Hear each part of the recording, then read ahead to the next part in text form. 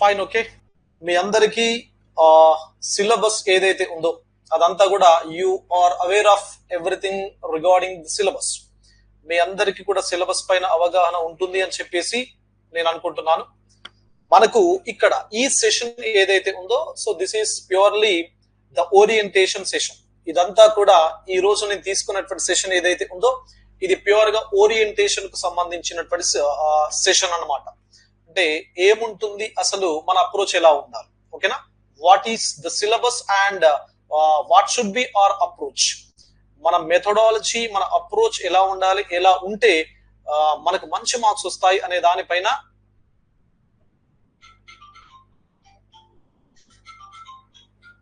మనకు ఈ సెషన్ అనేది ఉంటుంది. రైట్, సో చూడండి.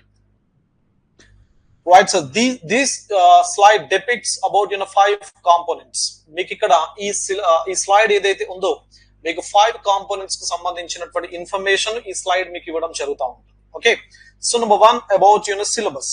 So syllabus of your science and technology. So science and టెక్నాలజీకి సంబంధించినటువంటి సిలబస్ ఏదైతే ఉందో అదేంటి. Number 2 is concepts. So concepts related to science and technology.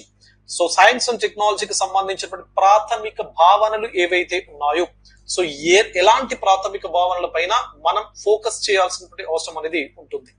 Then answer writing. So answer writing plays a vital role.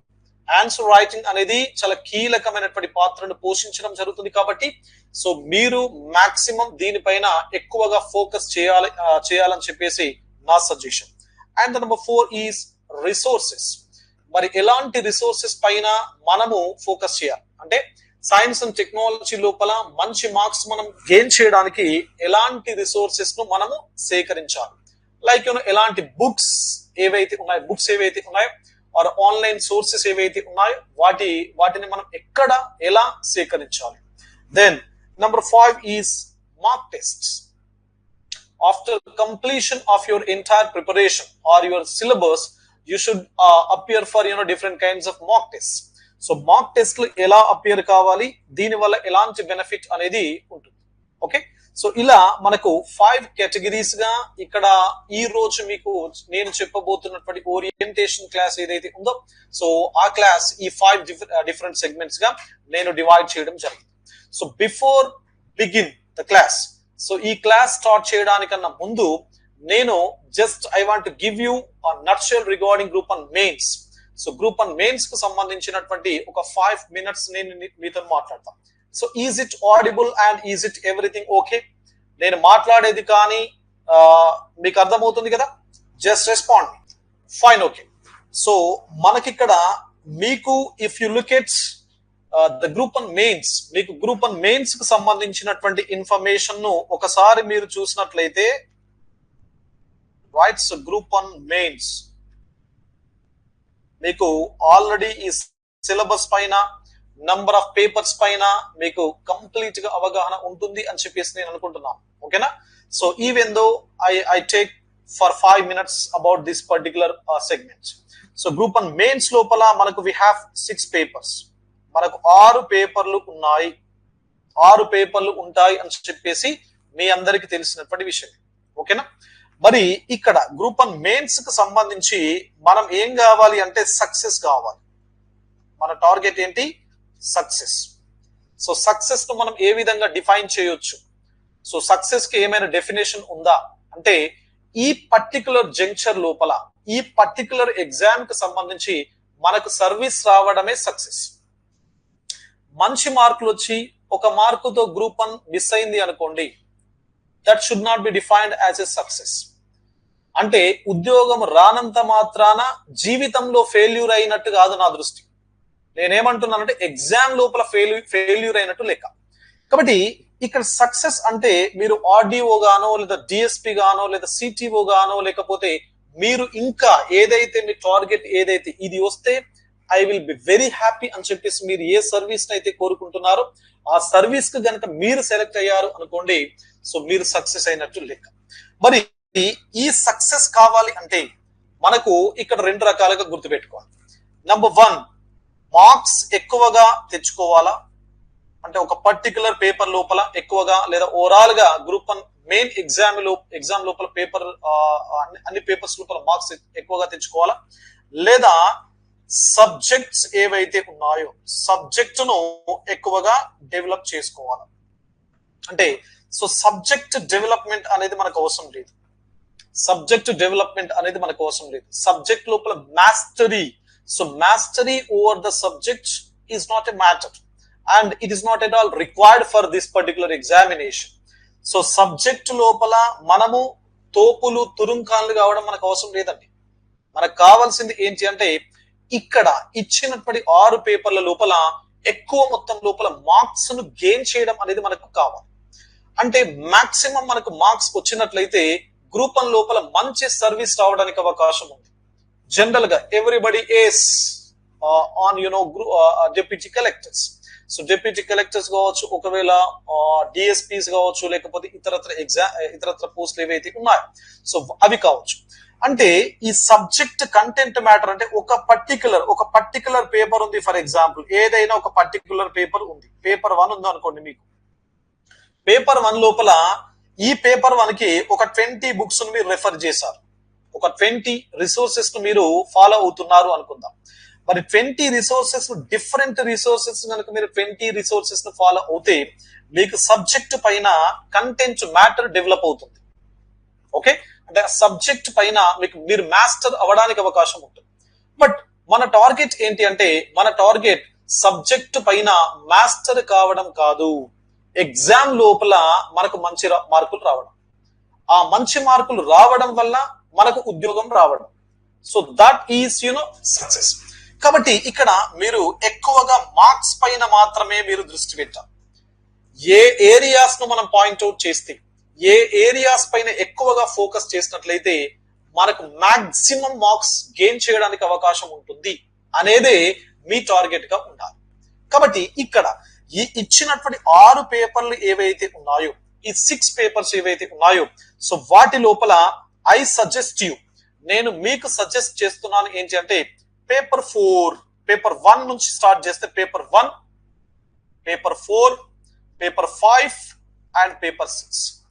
ఈ 4 పేపర్లు ఏవైతే ఉన్నాయో, okay, ఈ 4 పేపర్లు మార్క్స్ ఈల్డింగ్ పేపర్స్ అంటారు. మార్క్స్ ఈల్డింగ్ పేపర్స్, ఓకేనా.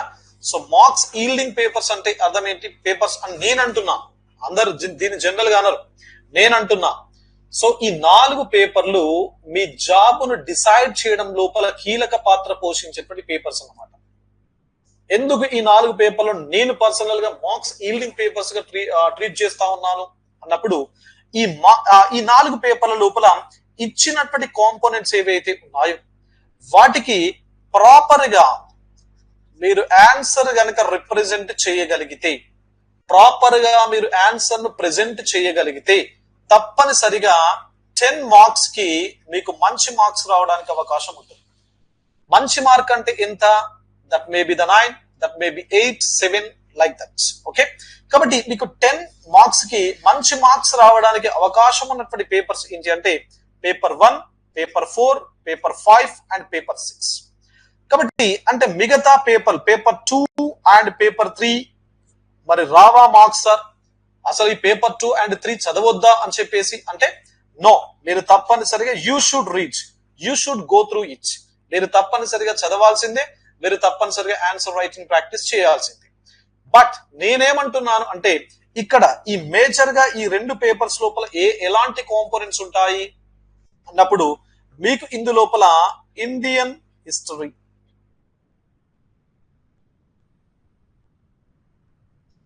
Next Telangana history and culture, next ఇందులో geography, that is world geography, Indian geography and Telangana geography, then society, then polity, then governance and law. Okay, so these are the components. ఈ components ఏవైతే ఉంటాయో ఇవి మనకు paper 2 and paper 3 లో reflect కావడం జరుగుతుంది. మీకు ఆల్రెడీ సిలబస్ పేపర్ మీ దగ్గర ఉంటుంది. మరి ఈ కాంపోనెంట్స్ కనుక గమనించినట్లయితే మీరు ఎంత రాసినా వీటికి యాక్చువల్ గా మిగతా 4 పేపర్లు ఏవైతే పేపర్ 1, 4, 5, 6 పేపర్స్ తో కంపేర్ చేస్తే ఈ పర్టికులర్ సెగ్మెంట్స్ కి మీకు అద్భుతమైనటువంటి రిసోర్సెస్ ఉంటాయి. ఓకేనా? అద్భుతమైనటువంటి రిసోర్సెస్ అంటే చాలా రకాల పుస్తకాలు మార్కెట్ లో మీకు అందుబాటులో ఉంటాయి. మరి ఇక్కడ సొసైటీ పైన, పాలిటీ పైన, గవర్నాన్స్ పైన, అదే విధంగా హిస్టరీ ఇండియన్ కావచ్చు, లేకపోతే తెలంగాణకు సంబంధించిన హిస్టరీ పైన కావచ్చు, వీటిపైన మీరు ఆన్సర్ ను ప్రెజెంట్ చేయడం ఏదైతే ఉందో అది మీ పేపర్ ఇవాల్యుయేటర్, మీ పేపర్ ను ఇవాల్యుయేషన్ అంటే మీ పేపర్ ను దిద్దేటటువంటి వ్యక్తి ఎవరైతే ఉంటారో సో వారిని మాక్సిమం కేసెస్ లోపల 99% కేసెస్ లోపల వాళ్ళను సాటిస్ఫై చేయదు మీ answer. Got it? For example పాలిటీనే మీరు తీసుకున్నారు అనుకోండి, పాలిటీ. సో పాలిటీ లోపల మీకు సిలబస్ ఒక పుస్తకం, for example there is a Laxmikanth పుస్తకం గనక చదివితే మీకు ఆల్మోస్ట్ ఆ ఒక్క పుస్తకం గనక 3-4 సార్లు గనక మీరు చదవగలిగితే పాలిటీ సిలబస్ ను మీరు ఈజీగా ఫినిష్ చేయగలుగుతాం. బట్ ఇక్కడ పాలిటీ లోపల వచ్చేటువంటి ప్రశ్నలు ఏవైతే ఉన్నాయో అడిగినటువంటి ప్రశ్నకి మనం రాసేటువంటి జవాబు ఏదైతే ఉందో అది ఎట్టి పరిస్థితి లోపల న్యాయం చేసే విధంగా ఉండదు. ఎందుకు ఉండదు అంటే డిఫరెంట్ డైమెన్షన్స్ లోపల అనలైటికల్ ఓరియంటేషన్ లోపల మీ దగ్గర నుంచి ఆన్సర్ ను ఎక్స్పెక్ట్ చేస్తాడు ఇవాల్యుయేటర్. కాబట్టి ఇలా ఆన్సర్ ని ఎక్స్పెక్ట్ చేసేటప్పుడు అంటే ఒక ప్రశ్నకు డిఫరెంట్ డైమెన్షన్స్ లోపల ఆన్సర్ ను ఎక్స్పెక్ట్ చేసేటప్పుడు తప్పనిసరిగా అందరూ కూడా అన్ని డైమెన్షన్స్ రాయలేరు. మోర్ ఓవర్ పర్టికులర్ క్వశ్చన్ కు పర్టికులర్ ఆన్సరే ఉంటుంది అనేది లేదు ఈ సెగ్మెంట్ లోపల. ఫర్ ఎగ్జాంపుల్ మౌర్యన్ డైనాసిటీ ఉంది అనుకోండి, the fall of rice and fall of Mauryan dynasty అని చెప్పేసి క్వశ్చన్ అడిగాడు అనుకోండి, rice and fall of Buddhism అని చెప్పేసి అడిగాడు అనుకోండి, బౌద్ధ మతం యొక్క ఉత్థానం, బౌద్ధ మతం యొక్క పతనం. సో దీనిపైన ఒక ప్రశ్న మీకు అడిగాడు అనుకోండి, మీరు ఎక్స్ అనేటువంటి పర్సన్ ఒక ఆన్సర్ రాశాడు, వై అనే పర్సన్ ఒక ఆన్సర్ రాశాడు, జెడ్ అనేటువంటి పర్సన్ ఇంకొక ఆన్సర్ రాశాడు. మీకు మాక్సిమం వీటిపైన చాలా రకాల రిసోర్సెస్, చాలా రకాల పుస్తకాలు మార్కెట్ లో ఉన్నాయి. మరి ఇవాల్యుయేటర్ ఎవరైతే ఉన్నారో అతని మైండ్ లోపల ఒక ఆలోచన ఉంటుంది. Because it is not fixed answer. So rise పైన, అదే విధంగా ఫాల్ పైన or decline you can see. ఓకేనా? బౌద్ధ మతం లేదా మౌర్య సామ్రాజ్యం యొక్క ఉత్థానం, అదే విధంగా పతనం పైన ప్రశ్న గనక అడిగినట్లయితే దానికి ఒక పర్టికులర్ ఆర్ ఫిక్స్డ్ ఆన్సర్ అనేది ఉండదు. మీరు రాసేదే ఫిక్స్డ్ ఆన్సర్ గా రాసినట్లయితే ఆ రాసినటువంటి ఆన్సర్ ను ఇవాల్యుయేటర్ సాటిస్ఫై కావడం జరగదు.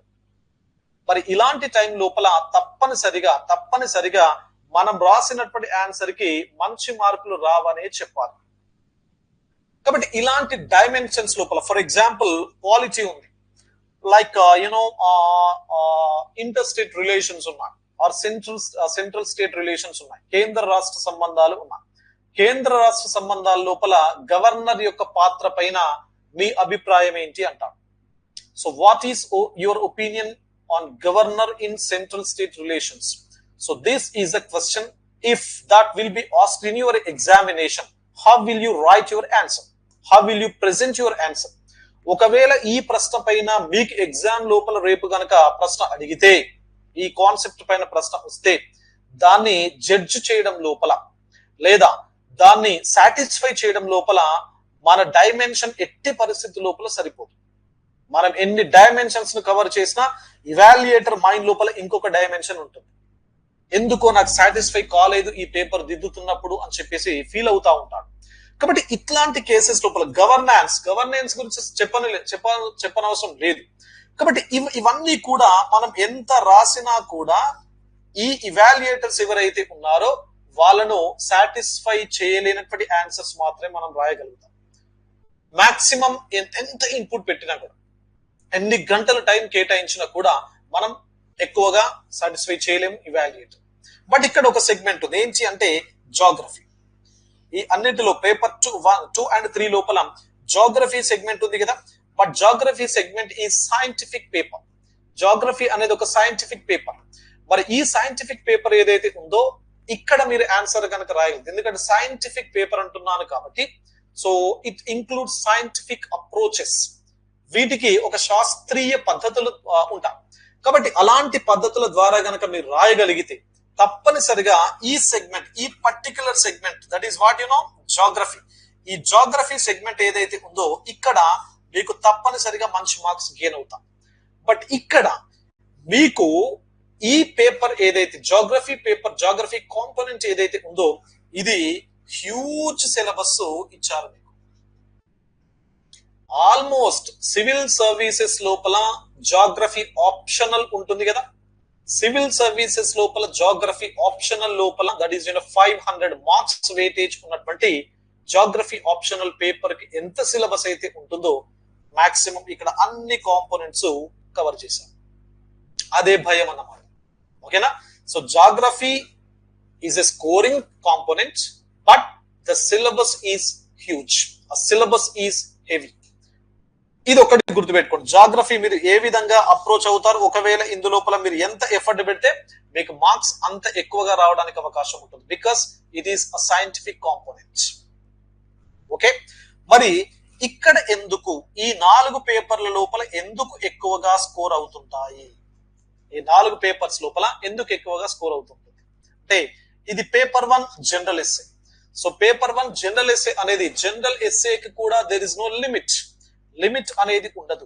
బట్ మీరు మాక్సిమం కరెంట్ డైమెన్షన్స్ కనుక కవర్ చేసినట్లయితే, ఒక అనలైటికల్ అప్రోచ్ కనుక మీరు ఇవ్వగలిగినట్లయితే, అంటే విశ్లేషణతో కూడుకున్నటువంటి సమాధానాన్ని కనుక మీరు పేపర్ పైన ప్రెజెంట్ చేసినట్లయితే, సో తప్పనిసరిగా ఇవాల్యుయేటర్ సాటిస్ఫై కావడానికి అవకాశం ఉంటుంది. అండ్ ఇదొకటి. రెండవది తెలుసు మీకు paper 4 economy and environment. So ఇది ఎకానమీ అండ్ ఎన్వైరన్మెంట్ కి సంబంధించి. మరి ఎకానమీ కూడా అది మనకు సొల్లు కబుర్లు, సోది కబుర్లు చెప్పి రాయడానికి అవకాశం ఉండదు. సో ఏదైతే ఫిక్స్డ్ గా ఉంటుందో దాన్ని మాత్రమే, మనకు అనలైటికల్ ఓరియంటేషన్ కొంచెం తక్కువ. అండ్ ఇందులో ఎన్వైరన్మెంట్ పార్ట్ కూడా ఉంది కాబట్టి పర్యావరణము. సో పర్యావరణం అనేది ప్యూర్ గా సైంటిఫిక్ సబ్జెక్ట్. ఈ సైంటిఫిక్ సబ్జెక్ట్ కాబట్టి తప్పనిసరిగా దానికి ఒక పద్ధతి అనేది ఉంటుంది. సో ఈ పద్ధతి ప్రకారం కనుక మనం ఆన్సర్ కనుక ప్రెజెంట్ చేయగలిగినట్లయితే తప్పనిసరిగా will get good marks. And paper 5. So paper 5 లోపల there are 2 components, science and technology and data interpretation. మరి సైన్స్ అంటేనే సైంటిఫిక్ అప్రోచ్ తో కూడుకున్నటువంటి సబ్జెక్ట్ కాబట్టి సో తప్పనిసరిగా మీకు సైన్స్ అండ్ టెక్నాలజీ కానీ data interpretation is related to mathematics.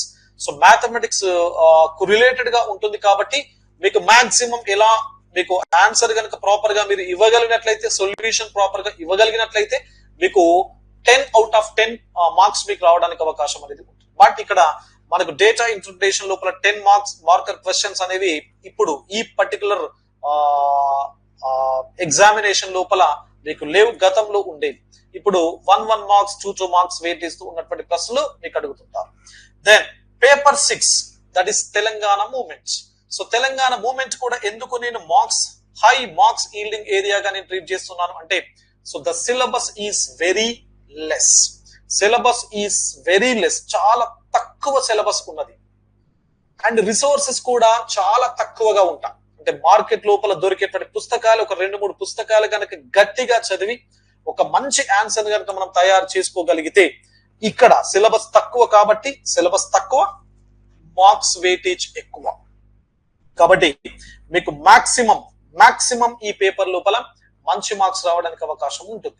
కాబట్టి ఈ 4 పేపర్స్ ఏవైతే ఉన్నాయో, ఈ 4 పేపర్స్ అనేవి మీకు మార్క్స్ ఈల్డింగ్ పేపర్స్ కు సంబంధించినటువంటి బెస్ట్ ఎగ్జాంపుల్స్. ఓకేనా? సో ఇవి చదువుతూ వీటిని ఈ 2 పేపర్స్ ను బ్యాలెన్స్ చేసుకోండి. ఈ 4 పేపర్స్ ను మాక్సిమం ఎఫర్ట్ పెడుతూ కొంత ఇన్నోవేటివ్ గా మీరు ఆన్సర్ ను రిప్రజెంట్ చేస్తూ ఈ 2 పేపర్స్ లోపల ఈ 2 పేపర్స్ ను కూడా వీటితో కోఆర్డినేట్ చేయండి, బ్యాలెన్స్ చేసే ప్రయత్నం చేయండి. Got it? So this is about the introduction to the group 1 main syllabus, main 6 papers. 6 పేపర్లకు సంబంధించి నా orientation. So is it clear? Respond me. Is it clear? Respond me.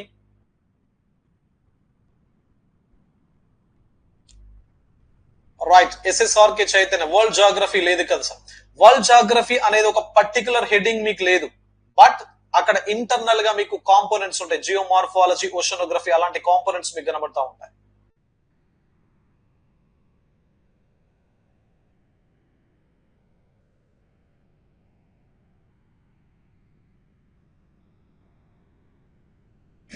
Right, so ఇప్పుడు మనం ఒకసారి మన కాంపోనెంట్ కి వెళ్దాము.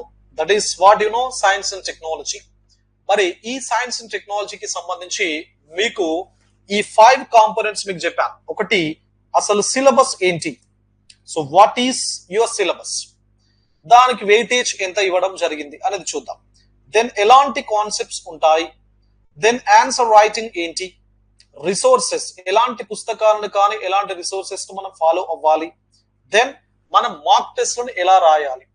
ఓకే, సో ఇప్పుడు ఈ 5 డిఫరెంట్ కాంపోనెంట్స్ లోపల సో ఫస్ట్ వన్ ఏదైతే ఉందో దీన్ని ఒకసారి మనం చూద్దాం. సిలబస్ మీరు ఆల్రెడీ చూసుంటారు, ఆల్రెడీ చదువు ఉంటారు. ఓకేనా, సో దీన్ని నేను మరీ అంత డీటెయిల్ గా దీని గురించి వెళ్తే దీని మీద నేను ఒక 5-6 గంటలు మాట్లాడగలుగుతాను. బట్ మనకు this is purely an orientation class. ఇది ఒక ఓరియంటేషన్ క్లాస్ కాబట్టి ఆ తరహాలోనే నేను మీకు ఇన్ఫర్మేషన్ ఇచ్చే ప్రయత్నం చేస్తాను. Right, syllabus. మరి ఈ సిలబస్ ఏదైతే ఉందో దీని లోపల 2 కాంపోనెంట్స్ ఉన్నాయి ప్రధానంగా. 2 కాంపోనెంట్స్. ఓకేనా, 2 కాంపోనెంట్స్. ఈ 2 కాంపోనెంట్స్ లోపల ఒకటి మోడర్న్ ట్రెండ్స్, 2 లైఫ్ సైన్సెస్ కు రిలేటెడ్ గా. సో ఇది modern trends or recent advances అంటాం. ఓకేనా, so recent advances or modern trends with respect to the science and technology. And life sciences, life sciences లోపల కొంత బేసిక్ ఇన్ఫర్మేషన్ అనేది ఉంటుంది, కొంత ట్రెడిషనల్ కాంపోనెంట్ ఆర్ కంటెంట్ అనేది ఉంటుంది. ఇక్కడికి వచ్చేటప్పటికి ఇందు లోపల మనకు మాక్సిమం ఇప్పుడు ప్రస్తుతం మన చుట్టూ మనం ఎక్స్పీరియన్స్ చేస్తున్నటువంటి అంశాలు, రీసెంట్ డెవలప్మెంట్స్ ఏవైతే ఉంటాయో ఆ అంశాలు ఎక్కువ మొత్తం లోపల మనకు ఫస్ట్ కాంపోనెంట్ లోపల కనబడుతుంటాయి. రెండవ కాంపోనెంట్ కి వచ్చినట్లయితే that is what you know, life sciences. ఈ లైఫ్ సైన్సెస్ లోపల జనరల్ గా బేసిక్ బయాలజీకి రిలేటెడ్ గా ఉండేటువంటి అంశాలు ఏవైతే ఉంటాయో అవి మనకు ఈ సెకండ్ కాంపోనెంట్ లోపల కనబడుతుంటాయి. మరి ఈ 2 components both of these 2 components are given equal weightage. Like you know, ఇది 50 మార్క్స్ వెయిటేజ్ దీనికి ఇవ్వడం జరిగింది అండ్ లైఫ్ సైన్సెస్ కి 50 మార్క్స్ వెయిటేజ్ అనేది ఇవ్వడం జరిగింది. ఓకే, అంటే ఓవరాల్ గా మీకు ఇచ్చినటువంటి సిలబస్ లో ఈ పర్టికులర్ సెగ్మెంట్ కి అంటే సైన్స్ అండ్ టెక్నాలజీకి 100 మార్క్స్. 1 సెకండ్ 5. సో ఇక్కడ మనకు ఈ 2 కాంపోనెంట్స్ ఏవైతే ఉన్నాయో ఈ 2 కాంపోనెంట్స్ కు సంబంధించి ఈ 2 components each component is given 50 marks weightage. So కాబట్టి మొత్తం మనకు వెయిటేజ్ ఎంత సైన్స్ అండ్ టెక్నాలజీకి అన్నప్పుడు 100 మార్క్స్. ఓకేనా, 100 మార్కులు. అయితే గతం లోపల మనకు యాక్చువల్ గా 150 మార్క్స్ వెయిటేజ్ సైన్స్ అండ్ టెక్నాలజీకి ఇవ్వబడింది. సో ఈ 2 కాంపోనెంట్స్ తో పాటు there is another component called environments, పర్యావరణం. సో ఎన్వైరన్మెంట్ అండ్ బయోడైవర్సిటీ, పర్యావరణము మరియు జీవ వైవిధ్యం ఏదైతే ఉందో సో అది కూడా ఇందులో భాగంగా ఉండేది. వాస్తవానికి అది it's a part of science and technology. దాన్ని తీసుకెళ్లి ఎకానమీ పార్ట్ లో పెట్టారు.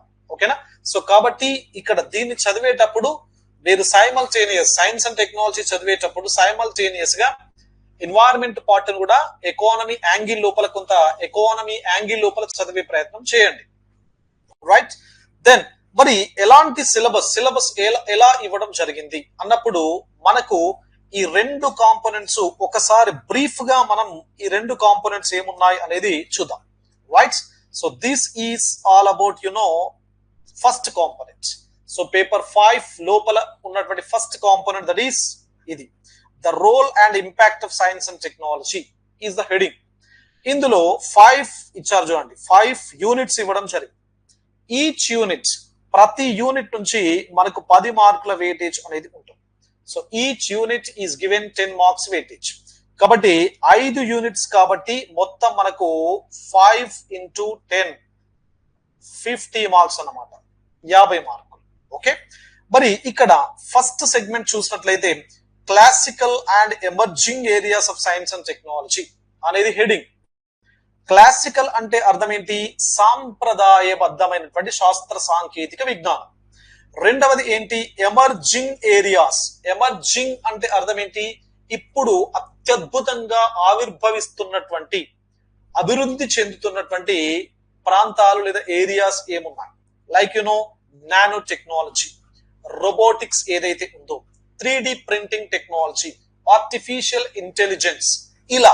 సో ఇలాంటి developing areas or emerging areas of science and technology ఏదైతే ఉందో, సో ఇది మనకు ఈ ఫస్ట్ యూనిట్ కు సంబంధించినటువంటి అంశం.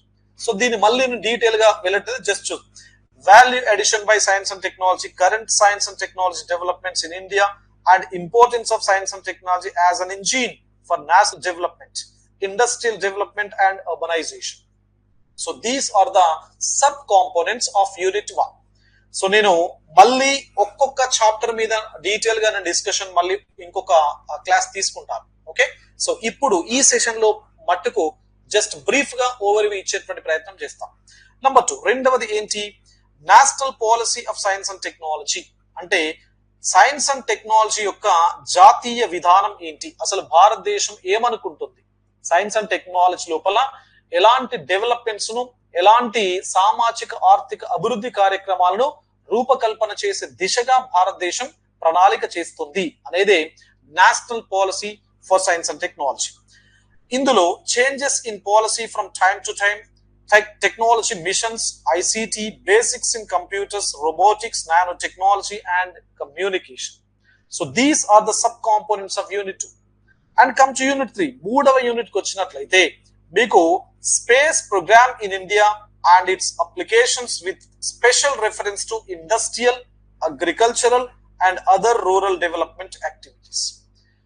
అంటే ఇది ఎక్స్క్లూజివ్ గా ఈ యూనిట్ ఏదైతే ఉందో అది అంతరిక్ష విజ్ఞానం, సో స్పేస్ సైన్స్ కు రిలేటెడ్ గా ఉంది. కాబట్టి ఇందు లోపల స్పేస్ ప్రోగ్రామ్, భారతదేశంలో స్పేస్ ప్రోగ్రామ్ ఎలా ఉంది, దాని యొక్క అప్లికేషన్స్ ఎలా ఉన్నాయి, applications special reference to industrial, పారిశ్రామికంగా, వ్యవసాయ పరంగా అండ్ రూరల్ డెవలప్మెంట్స్, గ్రామీణాభివృద్ధి పరంగా. And INSAT, Indian national satellite system, that is IRS, Indian remote sensing satellite system, EduSat means educational satellites, and Chandrayaan-1 and future program. So ee future program is ee word okate chinnaga undi oka line, but this is most powerful line. Endukante Chandrayaan-1 tarvata Chandrayaan-2 ochindi, Chandrayaan-3 ochindi, Mangalyaan-1 ochindi, Mangalyaan-2 rabotundi, Gaganyaan rabotundi. So ila Shukrayaan దీనికి సంబంధించినటువంటి information, చాలా రకాల future developments జరిగాయి after Chandrayaan one. కాబట్టి ఇది future programme అనేది చాలా చాలా చాలా ఎక్స్టెండెడ్ ఏరియాగా మనం ట్రీట్ చేయవచ్చు. Then number 4, applications of space technology in India. Same మళ్ళీ స్పేస్ సైన్స్ కి సంబంధించిన మరొక chapter, India with reference to education. ఇంతకుముందు ఏమన్నాం industrial, agriculture and rural development. ఇక్కడ education, agriculture and industry. Again climate change, floods, cyclone, tsunami, natural and man made disaster management. అంటే ఇక్కడ నుంచి ఈ సెగ్మెంట్, అంటే హాఫ్ ఆఫ్ ద సెగ్మెంట్ ఏదైతే ఉందో ఇది డిజాస్టర్స్ అండ్ ఇట్స్ మేనేజ్మెంట్ కి సంబంధించినటువంటి segments. Okay, and number 5, energy resources, శక్తి వనరులకు సంబంధించినటువంటి చాప్టర్ 5వది.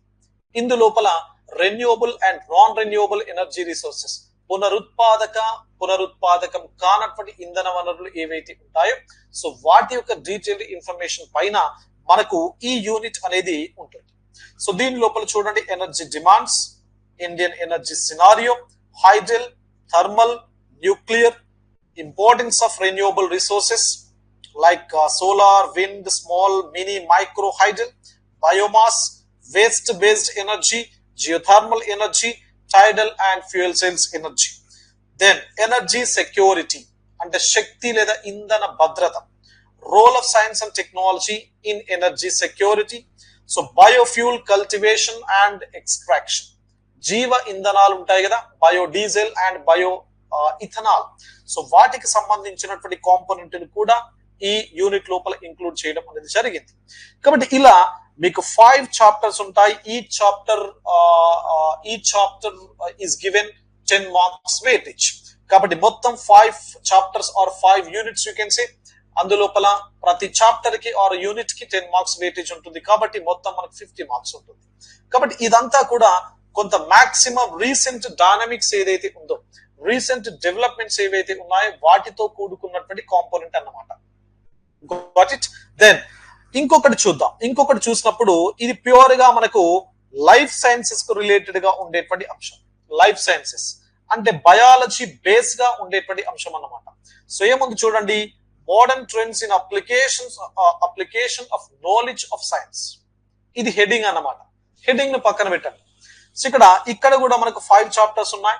ఈ chapter is given 10 marks weightage, same like first unit, first component.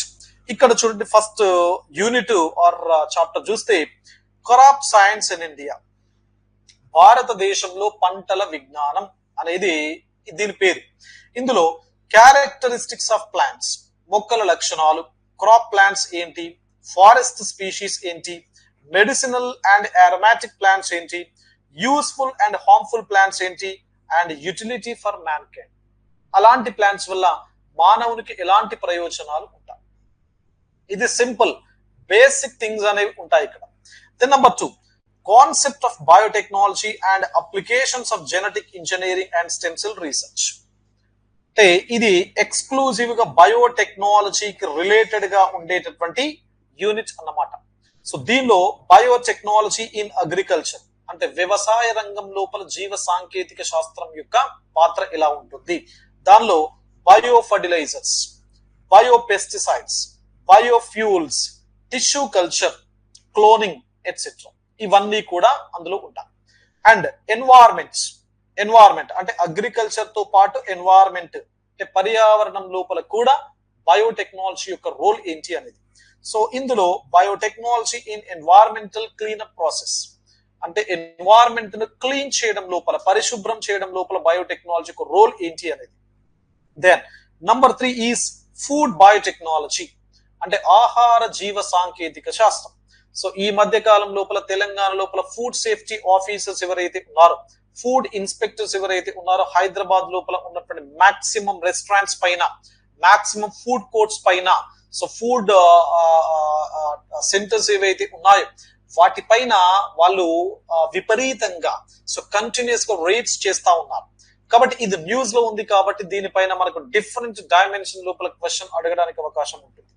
కాబట్టి food safety and food quality standards, food loss and regulations, recent trends in organic farming. Organic farming అంటే మనకు సేంద్రియ వ్యవసాయం అని చెప్పేసి అంటాం. అంటే నేలకు, నీటికి, గాలికి ఎలాంటి కలుషితం లేకుండా చేసే వ్యవసాయమే ఏంటి అంటే సేంద్రియ వ్యవసాయం.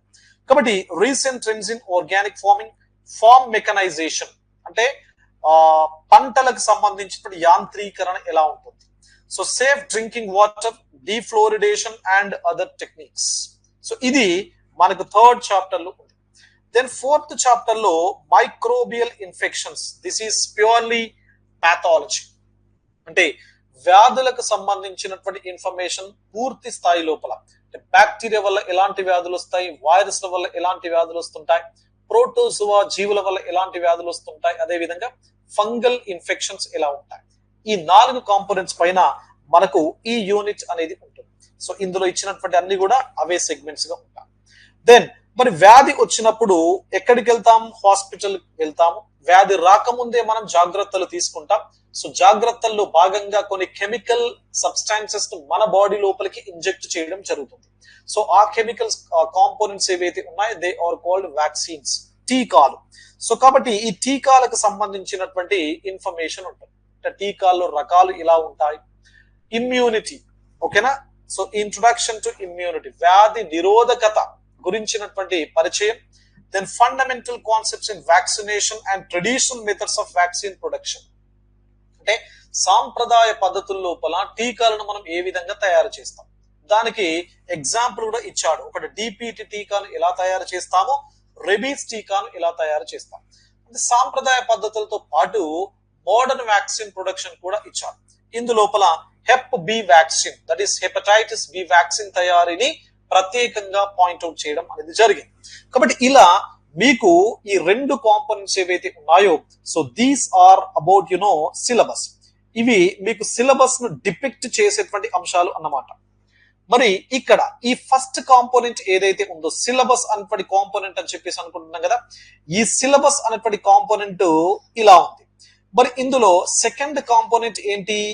కాన్సెప్ట్స్.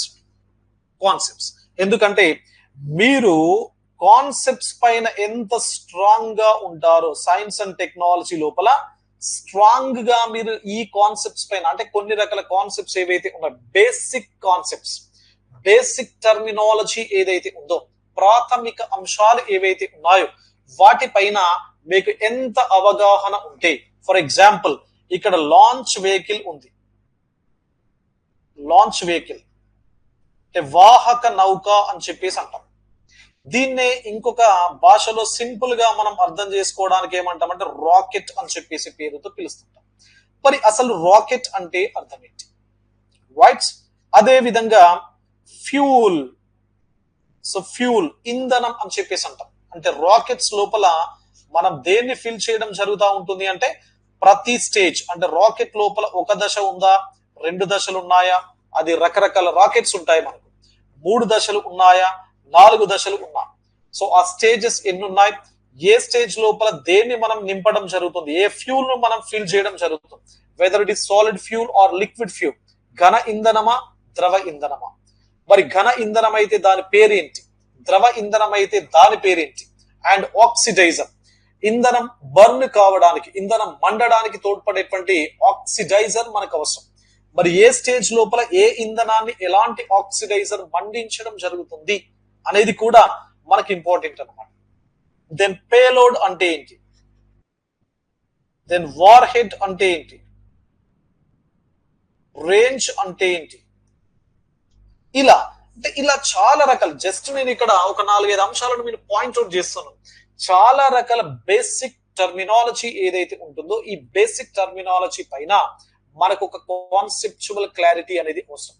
అంటే ప్రతి చాప్టర్ మీకు మొత్తం 2 కాంపోనెంట్స్ లోపల ఓవరాల్ గా 10 చాప్టర్స్ ఇచ్చాడు కదా, 10 చాప్టర్స్. ఈ 10 చాప్టర్స్ లో ఉన్నటువంటి ఈ బేసిక్ టర్మినాలజీ ఏదైతే ఉందో ఆ బేసిక్ టర్మినాలజీ పైన మీకు ఒక సంపూర్ణమైనటువంటి అవగాహన, విశ్లేషణ అనేది ఉండాలి. ఏ పదాన్ని ఏ సందర్భం లోపల ఉపయోగించాలి అనేది చాలా ఇంపార్టెంట్.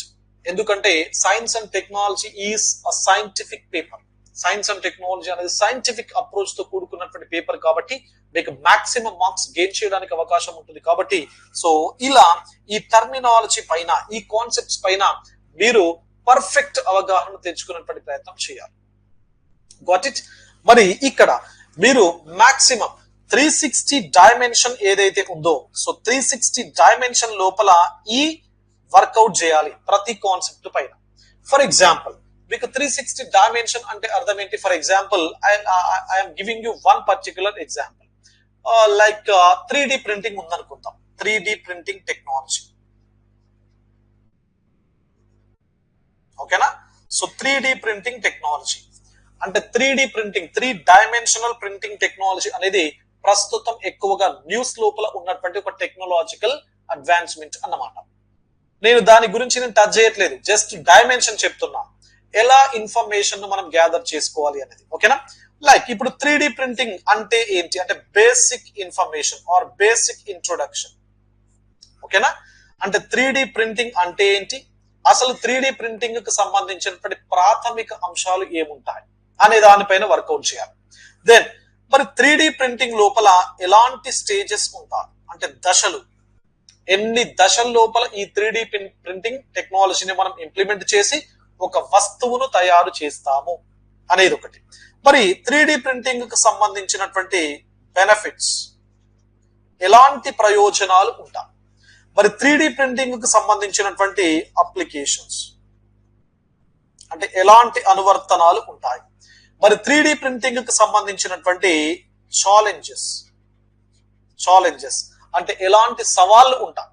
ఎందుకంటే అప్లికేషన్స్ ఉన్నప్పుడు తప్పనిసరిగా ఏదో ఒక సవాలు అనేది ఉంటుంది. మరి ఈ సవాళ్ళను ఎదుర్కోవడానికి వే ఫార్వర్డ్, మరి ఎలాంటి సొల్యూషన్స్ మనకు అవైలబుల్ గా ఉంటాయి. అదే విధంగా 3D ప్రింటింగ్ టెక్నాలజీ ఇండియాలో ఎలా ఉంది? సో ఇండియన్ కాంటెక్స్ట్ లోపల ఈ 3D ప్రింటింగ్ టెక్నాలజీకి సంబంధించినటువంటి ఇన్ఫర్మేషన్ ఇది. Got it? సో ఈ డైమెన్షన్స్ ఏవైతే ఉంటాయో ఈ డైమెన్షన్ లోపల ఒక పర్టికులర్ కాన్సెప్ట్ కి సంబంధించినటువంటి ఇన్ఫర్మేషన్ మీరు గ్యాదర్ గనక చేసుకోగలిగితే, ఇది ఒక ఎగ్జాంపుల్ నేను చెప్తున్నాను, ఓకేనా? అంటే కాన్సెప్చువల్ క్లారిటీ, కాన్సెప్ట్స్ ఎలా బిల్డ్ అవుతాయి అన్నప్పుడు ఒక ప్రాసెస్, ఒక సైంటిఫిక్ అప్రోచ్ తో గనక మనం సబ్జెక్ట్ ను గనక చదివితే తప్పనిసరిగా కాన్సెప్చువల్ క్లారిటీ అనేది వస్తుంది. సో ఈ డైమెన్షన్ లోపల మీకు ప్రతి కాంపోనెంట్, ఈ డైమెన్షన్ లోపల మీరు ఇన్ఫర్మేషన్ గ్యాదర్ చేసుకున్నారు అనుకోండి. ఫర్ ఎగ్జాంపుల్ రోబోటిక్స్ పైన ఈ డైమెన్షన్ లోపల, నానో టెక్నాలజీ పైన ఈ డైమెన్షన్ లోపల, స్పేస్ సైన్స్ పైన ఈ డైమెన్షన్ లోపల. సో ప్రతి కాన్సెప్ట్ పైన ఈ డైమెన్షన్ లోపల మీరు వర్కౌట్ గనక చేయగలిగితే మీరు రేపు ఏ ప్రశ్న అడిగినా కూడా ఆన్సర్ ను ఈజీగా రాయడానికి అవకాశం అనేది ఉంటుంది. ఓకే, సో ఇది జనరల్ గా మనకు second aspect, that is concepts కి సంబంధించి. Then come to third one, that is answer writing. మరి ఆన్సర్ రైటింగ్ అనేది చాలా చాలా చాలా చాలా ఇంపార్టెంట్ అంశం. మరి ఈ ఆన్సర్ రైటింగ్ ఏదైతే ఉందో జనరల్ గా గుర్తుపెట్టుకోండి, ప్రతిరోజు మాక్సిమం ఇప్పటి నుంచి ఒక ఆన్సర్ రాసే ప్రయత్నం చేయండి. ఓకేనా? ప్రతిరోజు ఒక ఆన్సర్. అంటే సైన్స్ అండ్ టెక్నాలజీ ఒక ఆన్సర్, ఎకానమీ ఒక ఆన్సర్, హిస్టరీ ఒక ఆన్సర్, మూమెంట్ ఒక ఆన్సర్, ఇలా అంటే మాక్సిమం ప్రతి పేపర్ నుంచి ఒక ఆన్సర్ ప్రాక్టీస్ చేసే పరిస్థితిని మీరు తెచ్చుకోండి. ఎందుకంటే ఇక్కడ మనకు గ్రూప్ 1 మెయిన్స్ లోపల ఏం జరుగుతూ ఉంటుంది అంటే, సో గుర్తుపెట్టుకోండి, ఇక్కడ మీకు 150 మార్క్స్ ఉన్నాయి కదా ఒక్కొక్క పేపర్ లో, 150 మార్క్స్. యావరేజ్ గా మనం ఎన్ని ప్రశ్నలకు రాయాల్సి ఉంటుంది సమాధానం అన్నప్పుడు 15 క్వశ్చన్స్, 15 ప్రశ్నలు. ఓకేనా? సో 15 ప్రశ్నల లోపల ఒకవేళ మీరు ఆన్సర్ రైటింగ్ ప్రాక్టీస్ గనక చేయకపోతే, సబ్జెక్ట్ పైన మీకు అపారమైనటువంటి జ్ఞానం ఉంది, సబ్జెక్ట్ లో మీరు గంటల తరబడి మాట్లాడేటువంటి ఎబిలిటీ మీకు ఉంది, బట్ మీరు రాయాలి ఏంటి? ఆన్సర్ రాయాలి. అప్పుడు ఏం జరుగుతుంది? మీరు ఆన్సర్ రైటింగ్ ప్రాక్టీస్ చేస్తే ఏం జరుగుతుంది, చేయకపోతే ఏం జరుగుతుంది అన్నప్పుడు, చేస్తే మీకు టైం విలువ తెలుస్తుంది, టైం మేనేజ్మెంట్ పైన మీకు పర్ఫెక్ట్ అవగాహన అనేది వస్తుంది. Number 1. Number 2, type of answer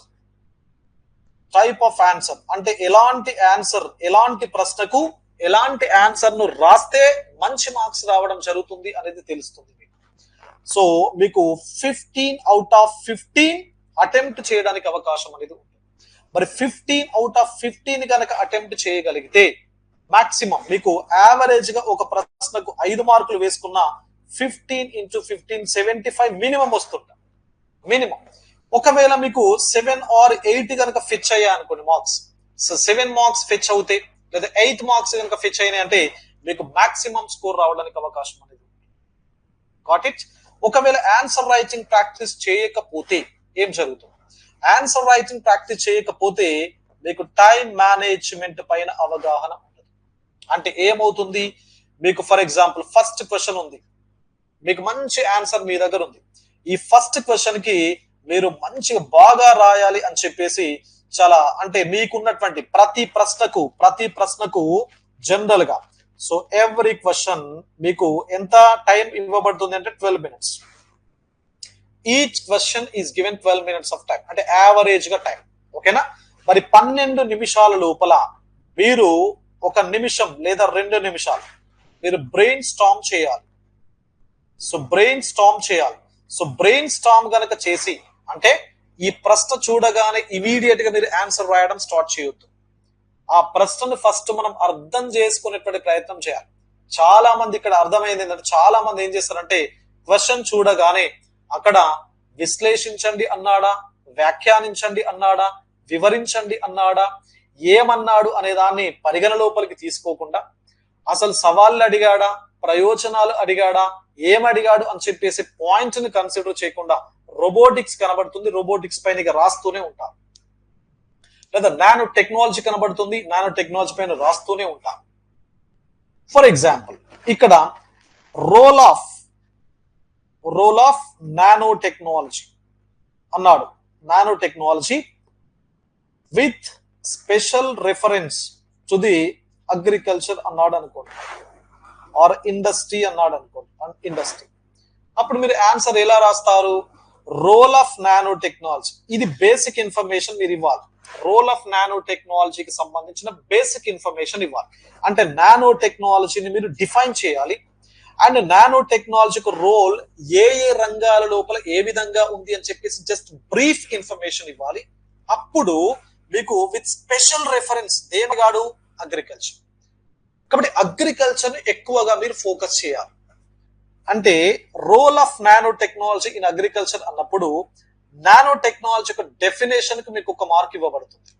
role అన్నాడు కాబట్టి నానో టెక్నాలజీ యొక్క రోల్ వివిధ రకాల సెగ్మెంట్స్ లోపల, ఇండస్ట్రీ లోపల ఎలా ఉంటుంది, మ్యానుఫ్యాక్చరింగ్ సెక్టార్ లోపల ఎలా ఉంటుంది, డిఫెన్స్ సెక్టార్ లోపల ఎలా ఉంటుంది అనేది బ్రీఫ్ గా ఇతర రంగాలను కూడా మీరు పాయింట్అవుట్ చేయాలి. దానికి ఒక మార్క్ ఉంటుంది. 2 మార్క్స్ తీసేస్తే అగ్రికల్చర్ ను స్పెషల్ గా అడిగాడు కాబట్టి 8 marks weightage should be given to the agriculture sector. కాబట్టి ఇలా అంటే మీరు ఓన్లీ అగ్రికల్చర్ అడిగారని చెప్పేసి మీరు హెడింగ్ నానో అగ్రికల్చర్, వ్యవసాయ రంగంలో నానో టెక్నాలజీకి పాత్ర అని చెప్పేసి కంప్లీట్ గా అగ్రికల్చర్ ని మీరు రాసుకుంటూ వెళ్ళారనుకోండి, that is not a good answer. First మీరు నానో టెక్నాలజీని డిఫైన్ చేయండి. ఇతర రంగాల లోపల ఎలా ఉంది నానో టెక్నాలజీ అనేది ఒక పారాగ్రాఫ్ ఇవ్వండి, లేదా 2-3 పాయింట్స్ రాయండి. రాసి అప్పుడు మీరు ఎక్కడికి వెళ్తారు? అగ్రికల్చర్ ను డీటెయిల్ గా మీరు ఎక్స్ప్లెయిన్ చేసే ప్రయత్నం చేయండి. ఇప్పుడు role of nano technology with special reference to agriculture అన్నాడు అనుకోండి, ఓన్లీ అగ్రికల్చర్ నే మీరు కంప్లీట్ గా మీరు ఫస్ట్ పాయింట్ నుంచి లాస్ట్ పాయింట్ వరకు కేవలం అగ్రికల్చర్ ని రాశారు అనుకోండి, అప్పుడు మీకు 8 మార్క్స్ కి గాను ఒక 6 మార్క్స్ రావడానికి అవకాశం ఉంటుంది. అలా కాకుండా మీ ఆన్సర్ నానో టెక్నాలజీ యొక్క డెఫినేషన్ ఇచ్చి ఇతర రంగాల లోపల నానో టెక్నాలజీ ఎలా ఉంది అని చెప్పేసి బ్రీఫ్ ఇన్ఫర్మేషన్, మరి డీటెయిల్ గా బ్రీఫ్ ఇన్ఫర్మేషన్ ఇచ్చి అప్పుడు మీరు డీటెయిల్ గా అగ్రికల్చర్ ని కనుక ఎక్స్ప్లెయిన్ చేయగలిగితే అది స్ట్రక్చర్, ఆ ఆన్సర్ యొక్క స్ట్రక్చర్ బాగా ఉంటుంది. మీ పేపర్ ను ఇవాల్యుయేట్ చేయడం ఎవరైతే ఇవాల్యుయేట్ చేస్తారో వాళ్ళు ఇంప్రెస్ కావడానికి అవకాశం ఉంటుంది. గుడ్ ఇంప్రెషన్ మీరు ఇవ్వగలుగుతారు. అప్పుడు మీకు 8 మార్క్స్ రావడానికి అవకాశం ఉంటుంది. కాబట్టి జాగ్రత్తగా మన టైం ను మనం మేనేజ్ చేసుకోవాల్సిన అవసరం అనేది ఉంటుంది. ఓకేనా? సో కాబట్టి ఇలా మీకు ఏ క్వశ్చన్ కి ఎంత రాయాలి, ఏ క్వశ్చన్ కి ఎంత టైం ఇవ్వాలి అనేది ఇంపార్టెంట్. అండ్ ఒకవేళ రైటింగ్ ప్రాక్టీస్ కనుక చేయకపోతే మన చేయి కంప్లీట్ గా లాగే, మన మజిల్స్ ఏవైతే ఉన్నాయి మొత్తం లాగి పడేస్తా ఉంటాయి. మీరు మాక్సిమం 10 క్వశ్చన్స్ కి ఆన్సర్ రాయగలిగే పరిస్థితి ఉంటుంది. 10 or 11 అవుట్ ఆఫ్ 15 క్వశ్చన్స్. చూడండి, మీరు 10 ప్రశ్నలకే ఆన్సర్ రాశారనుకోండి, అంటే రాయాల్సినవి 15 ప్రశ్నలు, మీరు రాసింది 10 ప్రశ్నలే, అంటే 10 × 10 ఎంత? 100 మార్కులకు మాత్రమే మీరు ఆన్సర్స్ రాశారు. ఇక్కడ రైటింగ్ ప్రాక్టీస్ చేయడం వల్ల మీరు 15 మార్కులకు 15 క్వశ్చన్స్ కి 15 క్వశ్చన్స్ అటెంప్ట్ చేశారు. అట్లీస్ట్ అటెంప్ట్ చేస్తే ఒక 3, 4, 5 మార్కులు 6 మార్కులు వస్తాయి కదా. మొత్తమే అటెంప్ట్ చేయకుండా వదిలిపెట్టారనుకోండి జీరో కదా. కాబట్టి అంటే రైటింగ్ ప్రాక్టీస్ అనేది చాలా చాలా చాలా చాలా ఇంపార్టెంట్. Got it? సో ఇది మీరు ఈ ఆన్సర్ రైటింగ్ పైన ఎక్కువగా ఫోకస్ చేసే ప్రయత్నం చేయండి. అండ్ సెలెక్షన్ ఆఫ్ క్వశ్చన్, మీరు ఎగ్జామ్ లోపల సెలెక్షన్ ఆఫ్ క్వశ్చన్ అనేది చాలా చాలా ఇంపార్టెంట్. మీరు ఏ క్వశ్చన్ 2 ఇస్తారు కదా, మీకు క్వశ్చన్ ఏ క్వశ్చన్ బి అనేది 2 ఇస్తారు కదా. ఆర్ అంటే ఫర్ ఎగ్జాంపుల్ ఇది question number 1 first question. So first question లోపల ఇది ఒక క్వశ్చన్ ఇచ్చాడు, ఎక్స్ ఆర్ వై ఇస్తాం. ఈ రెండింటి లోపల మీరు ఏదైనా ఒక దాన్ని చూజ్ చేసుకోవాలి, ఆన్సర్ రాయాలి. ఓకేనా? సో ఇలా ఇచ్చినప్పుడు ఈ రెండింటి లోపల మీరు ఏ క్వశ్చన్ కి ఎలాంటి ఆన్సర్ ను మీరు ప్రెజెంట్ చేయగలుగుతారు అనేదే బ్రెయిన్ స్టార్మింగ్ ఫర్ 2 minutes, 2 నిమిషాలు. ఈ క్వశ్చన్ అటెంప్ట్ చేయాలా అనే దానిపైన మీరు వర్కౌట్ చేయాలి. ఏ క్వశ్చన్ ను మనం సైంటిఫిక్ గా ఆన్సర్ ఇవ్వచ్చు అనేది మీరు చూసుకోవాలి. రైట్ ఆన్సర్ ఇచ్చేటప్పుడు ఏ క్వశ్చన్ కి మనం ఇచ్చినటువంటి స్పేస్ లోపల ఫ్లో చార్ట్స్, ఒకవేళ ఫ్లో చార్ట్ వేయడానికి అవకాశం ఉన్నటువంటి ఈ క్వశ్చన్ కి ఫ్లో చార్ట్ వేయడానికి అవకాశం ఉందనుకోండి, సో చూస్ దిస్ క్వశ్చన్. లేదు మైండ్ మ్యాప్స్ ఏవైతే ఉన్నాయో ఇవి వేయొచ్చు అన్నప్పుడు దెన్ పాయింట్ వైజ్ గా రాయడానికి అవకాశం ఉంది ఈ ప్రశ్నకు అన్నప్పుడు you go for that question. And diagrammatic representation, diagrams తో మనం ఆన్సర్ ని ఎక్స్ప్లెయిన్ చేయొచ్చు ఈ ప్రశ్నకు అన్నప్పుడు ఆ క్వశ్చన్ అటెంప్ట్ చేయండి. రైట్. సో ఇలాంటి అవకాశం ఏ ప్రశ్నలకైతే ఉంటుందో అలాంటి ప్రశ్నలకు మీరు ఎక్కువగా వెయిటేజ్ ఇచ్చి అలాంటి ప్రశ్నల్ని మీరు సెలెక్ట్ చేసుకొని ఆన్సర్ రాయండి. Got it? సో ఇది మరి third component. So this is what the third component.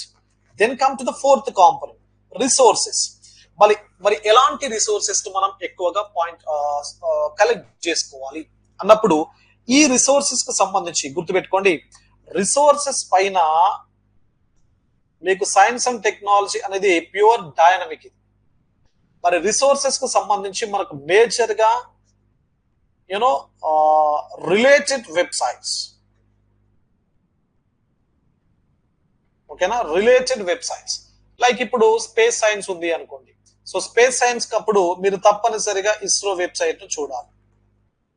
లేదు ఐసిటి, ఇన్ఫర్మేషన్ అండ్ కమ్యూనికేషన్ టెక్నాలజీకి సంబంధించినటువంటి కాంపోనెంట్ ఉంది అనుకోండి, అప్పుడు మెయిటీ, సో మెయిటీని చూడాలి. మెయిటీ అంటే అర్థం ఏంటి? Ministry of electronics and information technology. ఇలా అంటే రిలేటెడ్ వెబ్సైట్స్ ఏవైతే ఉన్నాయో వాటిని ఎప్పటికప్పుడు మనం సర్చ్ చేస్తూ ఉండాలి. Then vision IAS, so vision IAS కు సంబంధించినటువంటి మటీరియల్, సో ఇది మెయిన్స్ 365 అని చెప్పేసి ఉంటుంది, ఓకేనా. సో మెయిన్స్ 365 కి సంబంధించినటువంటి రిసోర్సెస్ మీకు విజన్ ఐఏఎస్ వారికి సంబంధించినటువంటి వెబ్సైట్ లో, విజన్ ఐఏఎస్ అనేది ఒకటి ఇన్స్టిట్యూట్. సో ఈ ఇన్స్టిట్యూట్ లోపల మెయిన్స్ 365 అని చెప్పేసి మటీరియల్ రిసోర్స్ ఉంటుంది. You can download it and you can prepare your own questions. And number 3, మూడవది తెలుగు అకాడమీ, ఓకేనా.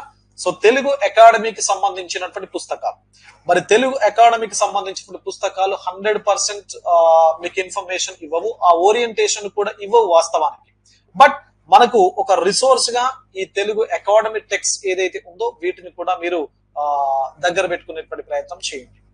నెంబర్ 4, టాటా మెగ్రాహిల్, ఓకేనా. సో టాటా మెగ్రాహిల్ కు సంబంధించినటువంటి సైన్స్ అండ్ టెక్నాలజీ ఏదైతే పుస్తకం ఉందో, సో దాన్ని కూడా మీరు మీతో పాటు రెఫరెన్స్ పుస్తకంగా ఉంచుకునేటువంటి ప్రయత్నం చేయండి. ఓకే. సో ఇలా మీకు కొన్ని రకాల రిసోర్సెస్ ఉన్నాయి. సో అయినా కూడా ఇవి 100% కాదు. మీకు vision IAS and related websites ఈ రెండింటిని పర్ఫెక్ట్ గా కోఆర్డినేట్ చేసుకోండి. తెలుగు అకాడమీ ఈ మూడింటిని పర్ఫెక్ట్ గా కోఆర్డినేట్ కనుక చేసుకోగలిగితే ఈ మూడింటితో పాటు number 5 magazines and papers. So papers, daily news papers ఉంటాయి కదా, like the Hindu news paper లోపల వచ్చేటువంటి సైన్స్ అండ్ టెక్నాలజీ ఆర్టికల్స్. మీకు జనరల్ గా every Thursday science and technology పైన ఆర్టికల్స్ వస్తాయి. ఎందులో? ది హిందూ లోపల. అండ్ ద ఇంపార్టెంట్ సోర్స్ ఏంటి అంటే PIB. So PIB, so press information bureau వారికి సంబంధించినటువంటి ఈ వెబ్సైట్ లోపల ఎవ్రీ డే మీకు సైన్స్ అండ్ టెక్నాలజీ కానీ మిగతా సబ్జెక్ట్స్ కూడా మీకు అప్డేటెడ్ ఇన్ఫర్మేషన్, అఫీషియల్ ఇన్ఫర్మేషన్, గవర్నమెంటే పబ్లిష్ చేసేటువంటి ఇన్ఫర్మేషన్ మీకు పిఐబి లోపల పబ్లిష్ చేయడం అనేది జరుగుతుంది. ఓకేనా. సో పిఐబి ది హిందూలో వచ్చేటువంటి science and technology articles on Thursday రోజు, అదే విధంగా తెలుగు అకాడమీ, విజన్ ఐఏఎస్ వారికి సంబంధించిన mains 365 and related official websites. Got it? Then చివరిగా మీరు తప్పనిసరిగా చదువంతా అయిన తర్వాత అంటే మొత్తం సిలబస్ అంతా కవర్ చేసిన తర్వాత, చదివిన తర్వాత మీకు తప్పనిసరిగా మీరు మాక్ టెస్టులను అటెండ్ చేయాలి. అంటే మాక్ టెస్టులను అపియర్ చేయడం వల్ల ఏమవుతుంది? టైం మేనేజ్మెంట్ తెలుస్తుంది. ఏ క్వశ్చన్ కి ఎంతవరకు ఆన్సర్ రాయాలి అనేది తెలుస్తుంది. ఓకేనా? సో ఇవే మనకు చాలా చాలా చాలా ఇంపార్టెంట్. ఎక్కడ తప్పిదాలు జరుగుతున్నా, ఎక్కడ తప్పిదాలు జరిగితే మనకు మార్క్స్ తగ్గుతున్నాయి, పేపర్ ను ఇవాల్యుయేటర్స్ ఏ విధంగా ఇవాల్యుయేట్ చేస్తున్నారు, ఎక్కడ అంటే డెఫినేషన్ కి ఎంత వెయిటేజ్ ఇస్తున్నారు, పాయింట్ వైజ్ గా రాస్తే ఎలా మార్క్స్ వస్తున్నాయి, మైండ్ మ్యాప్స్ రూపం లోపల రాస్తే ఏ విధంగా మార్క్స్ వస్తున్నాయి, పారాగ్రాఫ్ రిప్రజెంటేషన్ చేస్తే ఎలా వస్తున్నాయి. ఓకేనా? So there is no fixed answer. ఏ ప్రశ్నకు కూడా ఫిక్స్డ్ ఆన్సర్ అనేది ఉండదు. మీకు అంటే మెయిన్స్ అనగానే అందరు కూడా పారాగ్రాఫ్ అనుకుంటుంటారు, కానీ there is no fixed answer. మీకు ఆ క్వశ్చన్, ఆ పర్టికులర్ క్వశ్చన్ పారాగ్రాఫ్ ను డిమాండ్ కనుక చేస్తే పారాగ్రాఫ్ వైజ్ ఆన్సర్ రాయండి. ఆ పర్టికులర్ క్వశ్చన్ కి పాయింటర్స్ కనుక రాస్తే బాగుంటుంది అన్నప్పుడు you can go with pointers. ఆ పర్టికులర్ క్వశ్చన్ కి ఫ్లో చార్ట్ వేస్తే బాగుంటుంది అన్నప్పుడు you can go with flow chart. కానీ ఇది పారాగ్రాఫే రాయాలి అని చెప్పేసి ఎవరు కూడా చెప్పరు, ఏది కూడా ఫిక్స్డ్ గా ఉండదు. మీకు ఏది ఆ పర్టికులర్ ఆన్సర్ కి ఎలా వెళ్తే మీకు మంచిగా మీరు బాగా రాయగలుగుతారు, బాగా స్కోర్ చేయగలుగుతారు అన్నప్పుడు you can go with your own decision, own content. What it? So ఇది మరి మనకు ఈ 5 కాంపోనెంట్స్ గా మీకు ఈ రోజు జరిగినటువంటి ఒక చిన్న ఓరియంటేషన్ సెషన్. రైట్? సో ఇక్కడ మన బ్యాచ్ కు సంబంధించి ఆల్రెడీ మీకు గ్రూప్ 1 మెయిన్స్ కు సంబంధించినటువంటి క్లాసెస్, ఓకే, గ్రూప్ 1 మెయిన్స్ కు సంబంధించినటువంటి క్లాసెస్, ఆన్లైన్ క్లాసెస్ మీకు ఆల్రెడీ యాప్ లో ఉన్నాయి, మీరు చూడొచ్చు, యాప్ లో ఉన్నా. సో దీని యొక్క కాస్ట్ 10,000 రూపీస్ ఉంది, 10,000 రూపీస్. నేను సో దీనికి ఈ రోజు ఎవరైతే అటెండ్ అవ్వడం జరిగిందో వారికి 50% ఆఫర్, మెయిన్స్ 5,000 రూపీస్ కి మీకు ఈ కోర్స్ అవైలబుల్ గా ఉంటుంది. ఈ కోర్స్ అనేది మీకు బైలింగ్వల్ లో ఉంటుంది. బైలింగ్వల్ అంటే ఇంగ్లీష్ మీడియం వాళ్ళు కంఫర్ట్ గా వినొచ్చు, తెలుగు మీడియం వాళ్ళు కంఫర్ట్ గా వినొచ్చు. ఓకేనా? సో బైలింగ్వల్ లోపల మీకు ఈ క్లాసెస్ అనేవి అవైలబుల్ గా ఉంటాయి. అండ్ సో ఎవరైతే ఈ రోజు జాయిన్ అవుతారో, ఈ రోజు రేపు ఎవరైతే జాయిన్ అవుతారో లేదా ఎల్లుండి అంటే 50% ఆఫర్ అనేది మీకు పెడతారు, ఇప్పుడు మీకు అనౌన్స్ చేస్తారు. ఓకేనా? సో వారికి మీకు 5,000 రూపీస్ కి కోర్స్ వస్తుంది. అండ్ ఇవి మీకు ఆల్రెడీ ఉన్నటువంటి వీడియోస్ అవైలబుల్ ఉంటాయి. ఆల్మోస్ట్ ప్రతి చాప్టర్ పైన కొన్ని వీడియోస్ ఉన్నాయి. ఓకేనా? సో కొన్ని కాంపోనెంట్స్ లైక్ ఫుడ్ బయోటెక్నాలజీ ఏదైతే ఉందో దీనిపైన ఇంకా నేను వీడియోస్ అప్లోడ్ చేయలేదు. ఓకేనా? వీడియోస్ అప్లోడ్ చేయలేదు, అవి చేస్తాను. అదే విధంగా రీసెంట్ డెవలప్మెంట్స్, ఇంకా రీసెంట్ గా వచ్చేటువంటి డెవలప్మెంట్స్ ఏవైతే ఉన్నాయో, ఓకేనా, లైక్ ఇప్పుడు డీప్ ఫేక్ టెక్నాలజీ వచ్చింది, వెబ్ 3.0, వెబ్ 4.0 ఇవి వచ్చాయి. ఓకేనా? అండ్ ఆర్టిఫిషియల్ ఇంటెలిజెన్స్ లో ఇంకా రీసెంట్ డేటా అనేది రావడం జరిగింది. కాబట్టి ఇలాంటి కొత్త ఫేషియల్ రికగ్నిషన్ టెక్నాలజీ వచ్చింది, ఇలా 3D ప్రింటింగ్ టెక్నాలజీ వచ్చింది. ఇలాంటి ఈ న్యూ డెవలప్మెంట్స్ ఏవైతే ఉంటాయో అవన్నింటి పైన మళ్ళీ నేను ఎప్పటికప్పుడు అంటే జూలై 15th తర్వాత, ఓకేనా, మీరు జూలై 15th వరకు ఆల్రెడీ మీకు చాలా వీడియోస్ ఉన్నాయి. ఈ చాలా వీడియోస్ మీకు అవైలబుల్ గా ఉన్నాయి కాబట్టి సో మీరు అవి వినండి. విన్న తర్వాత జూలై 15th తర్వాత ఒక 15 డేస్, జూలై 15th తర్వాత ఒక 15 డేస్ కంప్లీట్ గా నేను ఈ పెండింగ్ ఏరియాస్ ఏవైతే ఉన్నాయో పెండింగ్ ఏరియాస్ పైన, అదే విధంగా రీసెంట్ డెవలప్మెంట్స్ ఏవైతే ఉన్నాయో వాటిపైన సో కంప్లీట్ గా నేను మళ్ళీ కొత్త కరెంట్ డెవలప్మెంట్స్ అన్నింటిని కూడా ఇంక్లూడ్ చేసి మీకు ఆ వీడియోస్ నేను అందుబాటు లోపలికి తీసుకొస్తాను. ఓకేనా? సో ఆల్రెడీ మీకు ఎగ్జిస్టింగ్ వీడియోస్ ఉంటాయి, ఎగ్జిస్టింగ్ వీడియోస్ ఉంటాయి, వాటికి మళ్ళీ న్యూ వీడియోస్ అనేవి యాడ్ అవుతాయి. ఓకేనా? కొత్త వీడియోస్ అన్ని కూడా రీసెంట్ డెవలప్మెంట్స్ తో కూడుకున్నటువంటి వీడియోస్, అప్డేట్స్ ఏవైతే ఉన్నాయో అవన్నీ కూడా మీకు యాడ్ కావడం జరుగుతుంది జూలై 15th తర్వాత. Got it? సో ఇది మరి మనకు సంబంధించినటువంటి online classes. And test series, చాలా మంది టెస్ట్ సిరీస్ అడుగుతున్నారు. ఓకేనా? సో టెస్ట్ సిరీస్ కూడా మీకు జూలై 1st వీక్, ఓకేనా, సో జూలై ఫస్ట్ వీక్ లోపల మీకు టెస్ట్ సిరీస్ అనేది స్టార్ట్ అవుతుంది. మీకు ఆ లోపే నేను కంప్లీట్ గా జూలై ఫస్ట్ వీక్ లోపల షెడ్యూల్ ఇచ్చేస్తాను. షెడ్యూల్ ఇవ్వడం జరుగుతుంది. సో ఈ టెస్ట్ సిరీస్ లోపల మీకు 10 యూనిట్స్ ఉన్నాయి కదా, 10 యూనిట్స్ అండ్ ఎన్వైరన్మెంట్స్. సో పర్యావరణానికి సంబంధించి కూడా 5 యూనిట్స్. సో ఓవరాల్ గా 15 యూనిట్స్ కు సంబంధించినటువంటి షెడ్యూల్ మీకు ఇవ్వడం జరుగుతుంది. అంటే ఏ రోజు లేదా వీక్లీ ఉంటుందా ఎవ్రీ డే ఉంటుందా, ఓకే. సో దానికి సంబంధించి ఏ చాప్టర్ పైన ఏ పరీక్ష ఉంటుంది, దాని ఇవాల్యుయేషన్ ప్రాసెస్ ఎలా ఉంటుంది, దానికి సంబంధించినటువంటి మళ్ళీ ఎక్స్ప్లెనేషన్ ఎలా ఉంటుంది, మీ ఆన్సర్ స్క్రిప్ట్ ఏదైతే ఉందో, మీరు రాసినటువంటి ఆన్సర్ స్క్రిప్ట్ ఆన్సర్ ఏదైతే ఉందో, సో దానిపైన నేను నా అభిప్రాయాన్ని వ్యక్తపరచడం జరుగుతూ ఉంటుంది. ఎక్కడెక్కడ గ్యాప్స్ ఉన్నాయి వాటిని ఏ విధంగా ఫిల్ చేసుకోవాలి, ఎక్కడ ఇంకా మనం స్ట్రెంథెన్ చేయొచ్చు ఆన్సర్ ని. సో ఇవన్నీ కూడా మీకు టెస్ట్ సిరీస్ లో భాగంగా ఉంటాయి. Got it? సో ఈ టెస్ట్ సిరీస్ అనేది ఓన్లీ 100 మెంబర్స్ ను మాత్రమే నేను తీసుకోబోతున్నాను.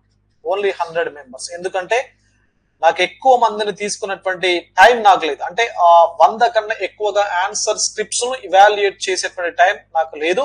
కాబట్టి ఓన్లీ 100 మెంబర్స్ ను మాత్రమే మనం ఈ టెస్ట్ సిరీస్ ప్రోగ్రామ్ లోపల తీసుకోబోతున్నాం. ఈ 100 మెంబర్స్ కు సంబంధించిన స్క్రిప్ట్స్ మాత్రమే ఇవాల్యుయేట్ అనేది చేయబోతున్నాం. Got it? సో ఇది మీకు కంప్లీట్ గా ఈ రోజుకు సంబంధించినటువంటి ఓరియంటేషన్ సెషన్. మళ్ళీ నేను యూనిట్ వైజ్ ఓరియంటేషన్ చేస్తాను, యూనిట్ వైజ్ సిలబస్ ను అనాలిసిస్ చేస్తాను. You can attend those unit wise syllabus analysis. Is it clear? Respond right. Me friends అందరికి కూడా చెప్పండి. ఈ రోజు నుంచి మీకు 50% ఏదైతే ఉందో అది కన్సెషన్ స్టార్ట్ అవుతుంది. నెంబర్ 1.